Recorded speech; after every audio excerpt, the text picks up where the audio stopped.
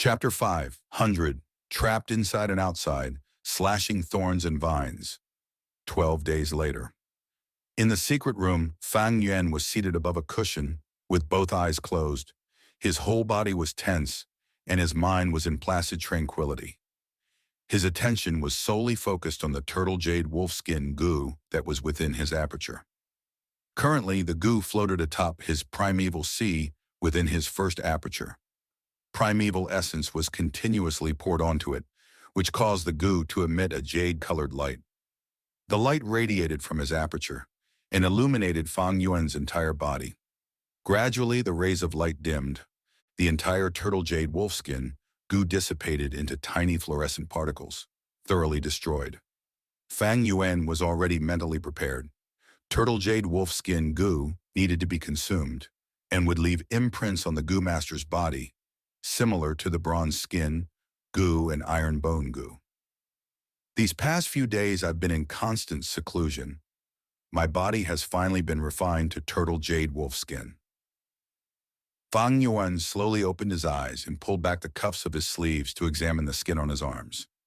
His skin still retained the natural color of flesh, but when Fang Yuan took out a dagger and ruthlessly slashed at his arm, immediately the effects of the turtle jade wolfskin goo activated. When the dagger made contact with his skin, the skin immediately turned to a jadish green, while the faint lines of turtle shells pulsated outwards.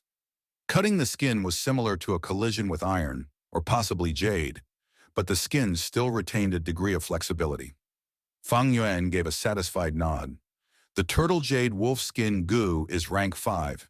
Its defensive power is truly remarkable. Most importantly, it does not require active use. As long as one is attacked, the defensive properties would activate.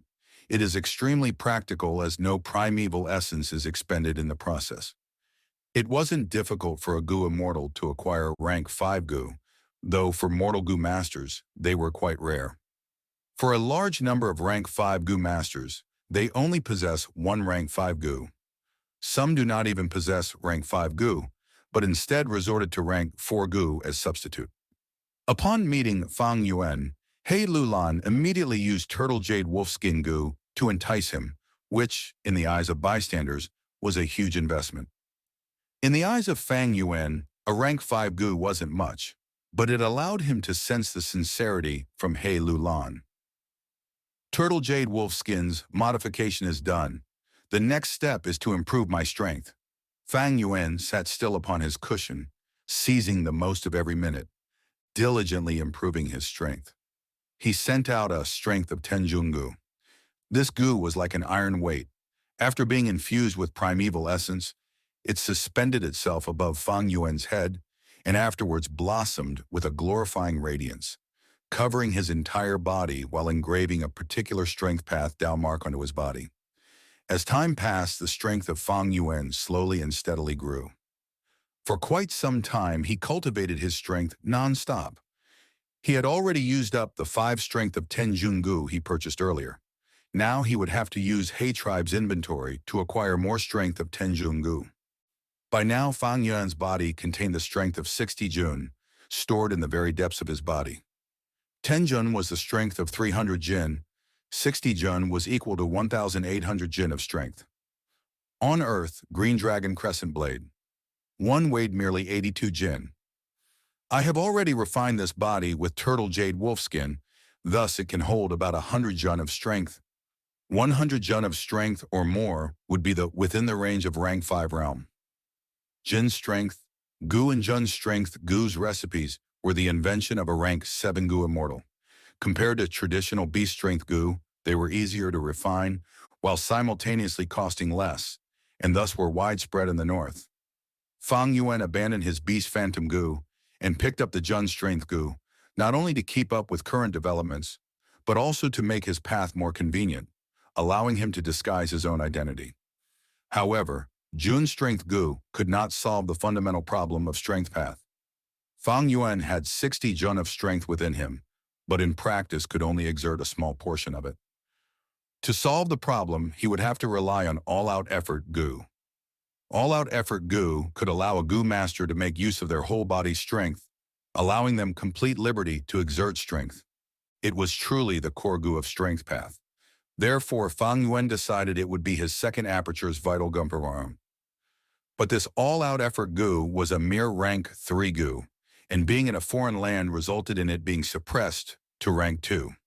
Fang Yuan had the recipe for rank 4 all-out effort goo. Thus, so long as he is in northern plains, when he refines the goo to rank 4, it will not be affected by the suppression. But it would be hard to continue accumulating. Turtle jade wolfskin helps in bearing the weight of my strength, but does not benefit enslavement path. Although I have 2 apertures, I merely have 1 body. In this world, there were few things that could satisfy all of one's needs. While advancing strength path, he could not simultaneously advance enslavement path. If he wanted to advance enslavement path, Fang Yuan should not have employed turtle jade wolfskin goo, but rather a different rank 5 goo, known as wolf totem goo. This goo could be used to store wolf packs. They would be stored in his skin, and for every wild wolf he keeps, a wolf tattoo would also form on Fang Yuan's skin. Many enslavement path goo masters would choose their corresponding totem goo and keep their elite troops in their own bodies. In critical moments, goo masters would reveal the power of their elites, summoning them and making them fight. Like before, Fang Yuan used rank 4 impermanence bone goo, which allowed him to further strengthen his soul. But impermanence bone goo did not benefit strength path. Fang Yuan may be a goo master of both the strength and enslavement path, but it was not simple. It was easy to cause a disaster for both paths. Fang Yuan's problems were far from just this. Spring-autumn, Cicada was gradually recovering, once again putting him under the pressure of death.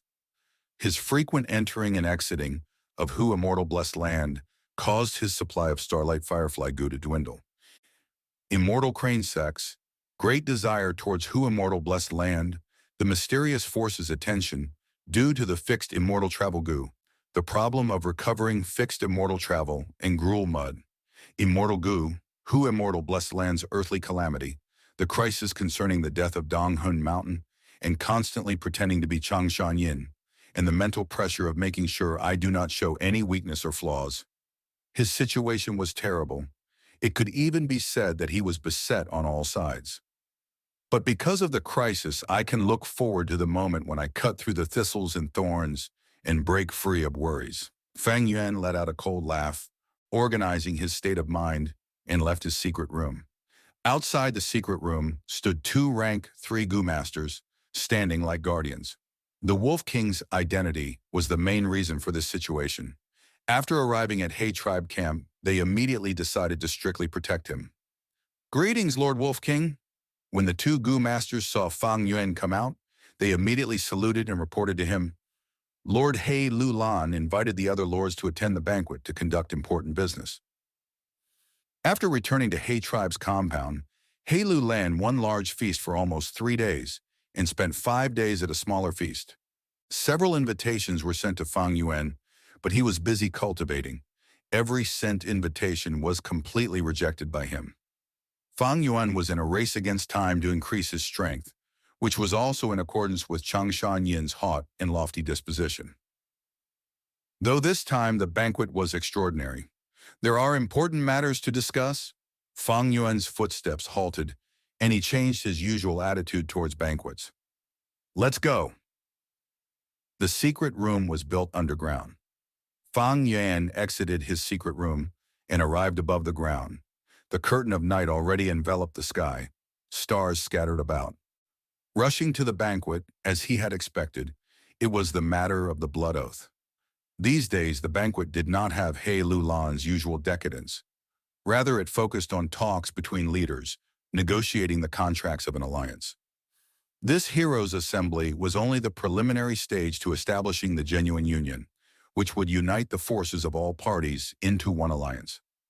The contract of the alliance already agreed on various things, and the leaders were now working on their individual tribes' interests. Fang Yuan looked at the contents and saw no issues, so along with everyone else, he used the poison vow goo.